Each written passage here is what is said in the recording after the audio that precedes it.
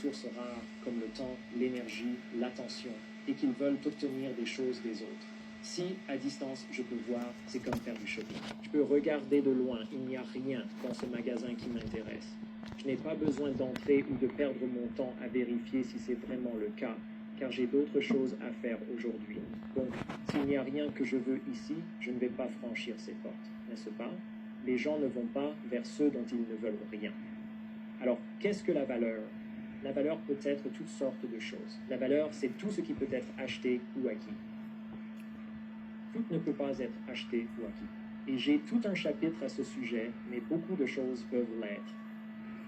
D'accord. Donnez-moi donc, par exemple, quelques exemples des types de valeurs les plus importants, les valeurs essentielles que nous échangeons dans le cadre d'une relation.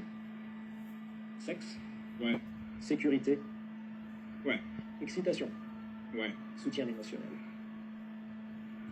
ouais, l'éducation des enfants. d'accord. Les femmes et les hommes accordent-ils une importance différente à ces types de valeurs? Pour Qu'est-ce que les hommes valorisent le plus et qu'est-ce que les femmes valorisent le plus? c'est difficile, car hommes et femmes valorisent ces choses différemment, et cela change selon l'âge. D'accord.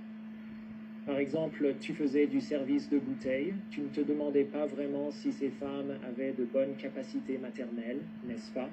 Essayez de coucher avec elles? Exactement. Tu abordais ces femmes avec des besoins ou désirs différents. Il n'y a rien de mal à cela, car il est très difficile pour une seule personne de répondre à tous ses besoins et désirs hyper gonflés. C'est une raison pour laquelle les relations échouent souvent. Nous attendons trop d'une seule personne. Nous attendons qu'une personne soit tout pour nous toute notre vie, ce qui est très difficile, voire impossible. C'est incroyable que cela arrive même. Ce n'était pas le cas avant, n'est-ce pas? Ce n'était pas le cas avant, principalement parce qu'il était très difficile, voire impossible, de divorcer. Et il y avait beaucoup de tabous sociaux contre la séparation.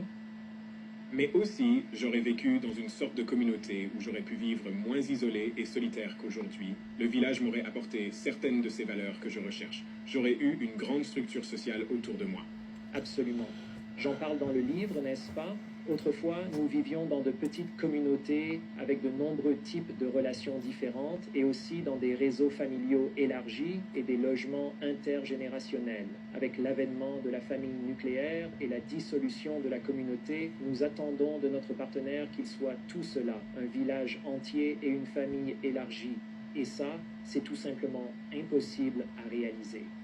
Je veux dire, le mariage d'amour, en particulier, peut même constituer un véritable paradoxe, car on recherche une sorte de partenaire qui soit émotionnellement stable et rassurant, mais qui soit aussi en même temps un amant passionné et un partenaire sexuel.